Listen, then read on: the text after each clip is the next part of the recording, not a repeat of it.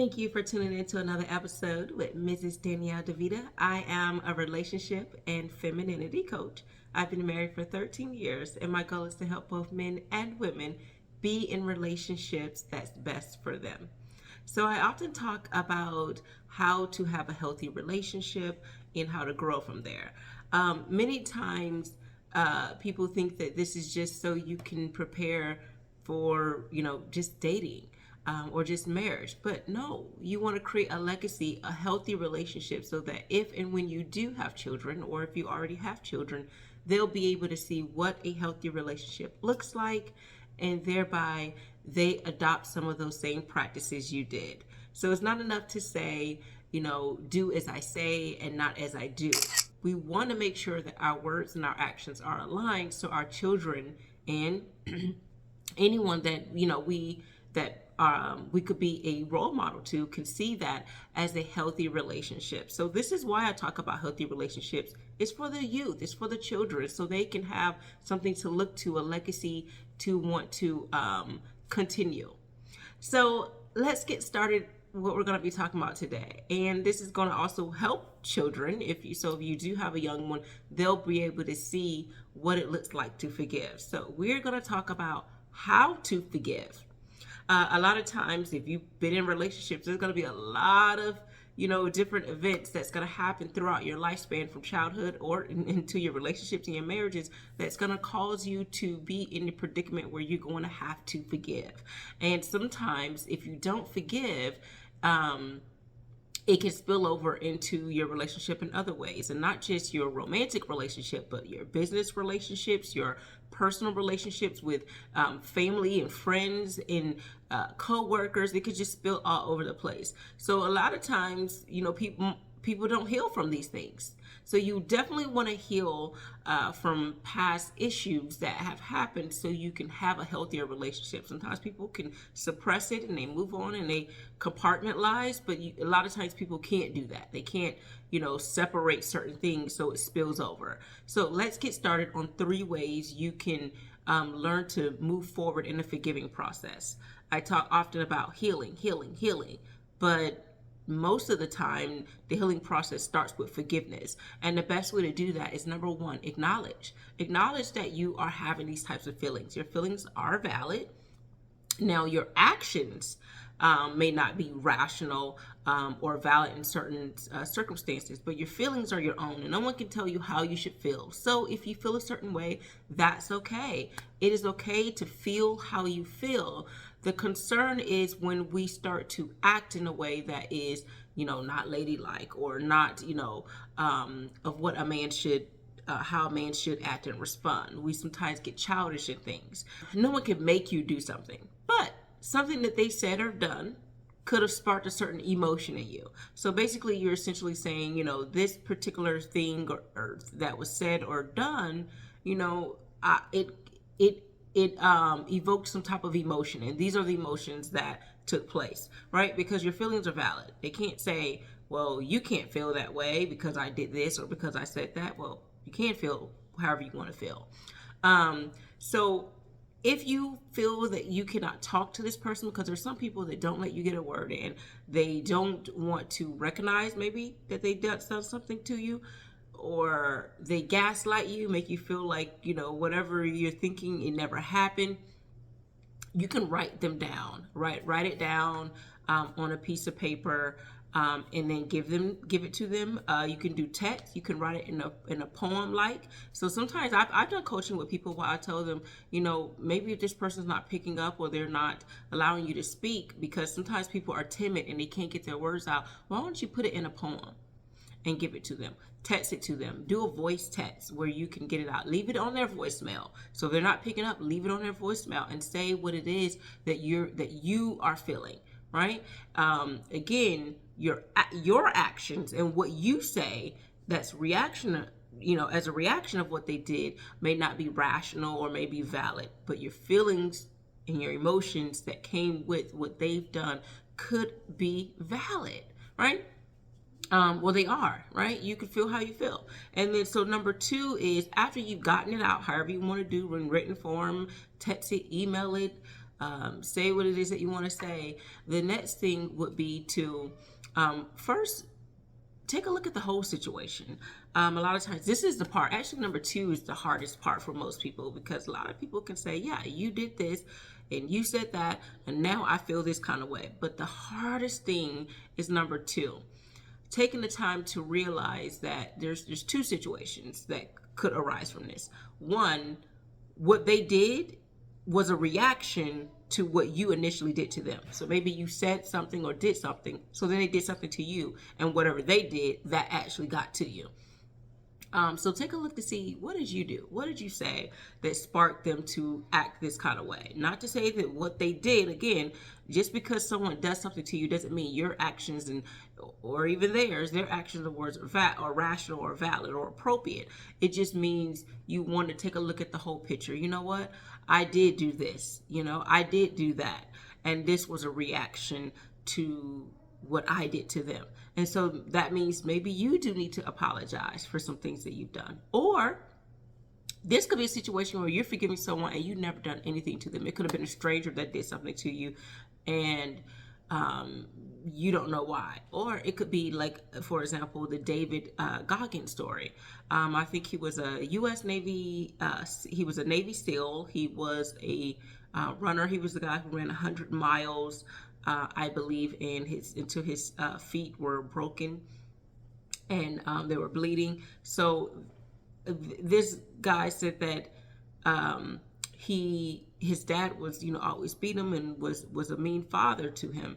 And one day, as he got older, he, revisited, his dad and those situations, that traumatic childhood, and found out that his dad had a worse childhood than him.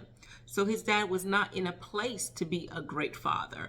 He didn't know what it was like to be a good father. And this is not to say everyone who has a bad childhood will then become a bad parent. But in this case, that's what happened with his father. So sometimes people, how they treated you is a result of their traumas that they never got resolved. And they didn't properly deal with it. They didn't properly heal from it, or they passed on those generational curses, how they saw how they were treated. And so that's what they've done. Sometimes people have gone down a wrong path, and they've done things. It's because of their past, their traumas, their environment, that they have hurt you, because they were hurt people. So when people do things to you, it's not because they just did it. Sometimes they're a product of their lack of healing, a product of their mishaps and their missteps in their past life. So sometimes understanding that will allow you to be like, it helps you not put everybody in the category. All men are this, all women are this, all fathers are this, all mothers are this, all people like this are like this. It helps you understand that things are different with different people.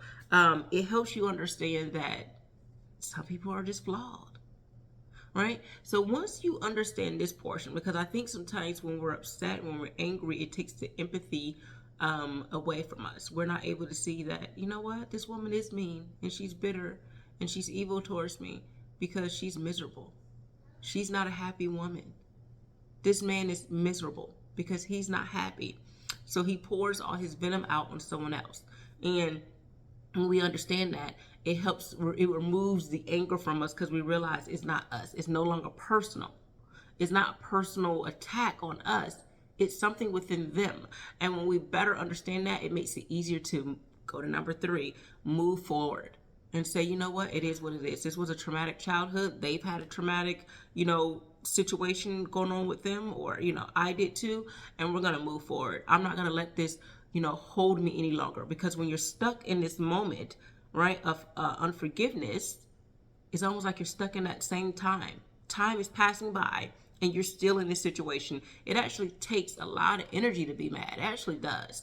Think about the time when someone upset you and you really kind of got over it, but every time you see them, then you get mad all over again.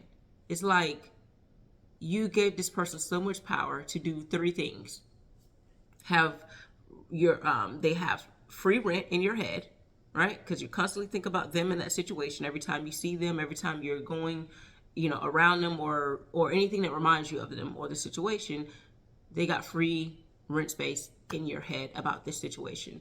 Number two, they destroy your peace, because now when you think about these things, your energy changes, your attitude changes. They destroyed your peace.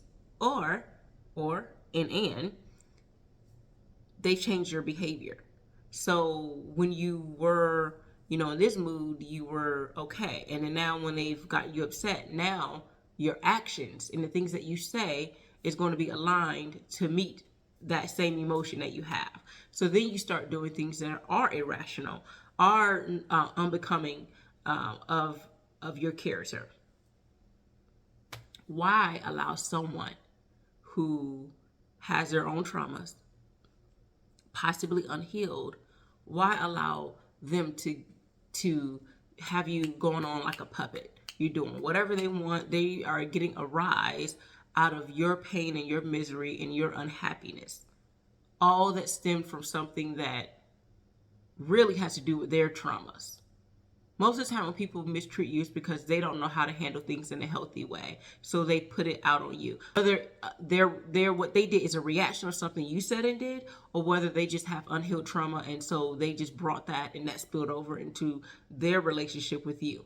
They did things because of what they saw in their past relationships, whatever type of relationship it was they've had, whether it's parental, familial,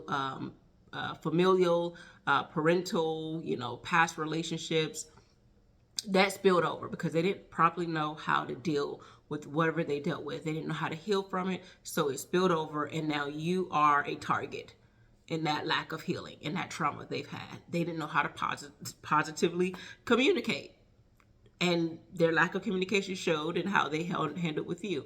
Now, what does that say about you? Are you healed? Have you properly learned how to deal with certain situations that are going on, right? How to handle certain things. Sometimes silence is golden. A lot of times people don't realize. They want to, get mad and yell and scream and shout, but realize that sometimes silence gives you time to think about what you're going to say, what you're going to do. It gives you time to decompress, and it doesn't feed into what they want. Sometimes people need that anger and you so they can put all of their energy onto you on purpose. If you ever watched Two Can Play, that game where the guy was upset or actually she was happy and he was upset, so he just sparked an argument with her just to kind of like release some of that negative energy off of him and onto her. So now she's walking around with that bad energy. And he was good. He was arguing about nothing. And that was in the movie Two Can Play That Game with Vivica Fox and Morris Chestnut. So understanding that sometimes people just need to get that negative energy off and they put it off on you. So sometimes having that silence and ignoring them is golden, because then they're like, who's going to carry all this misery? Who's going to do that? And it won't be you. It won't be you, because you are not going to take on their baggage, and you're not going to react to their baggage, because the minute you react, it's like you've opened the door and unlocked it and allow it to enter in. So you're going to shut it down without a word being said. So those are the three things. First, acknowledge it. Let that person know how you feel, however you got to get it out. Some people are manipulative and they don't allow you to get what you need to say out or deflect. So you may not be able to tell them face to face, which is the best course of action, but you may have to put it in a poem and send it to them, text them, email them, write them. You may have to sing it. I don't know, do whatever it is that's creative for you to get it out, just to say how you feel based on whatever words of actions that occurred, how you feel. Then look to see, what, is there something I did that caused them to do this? Because then maybe I need to be apologizing too. Hey, if you didn't do anything and it's just something they did, take it from, look at it as, there's some trauma going on with them.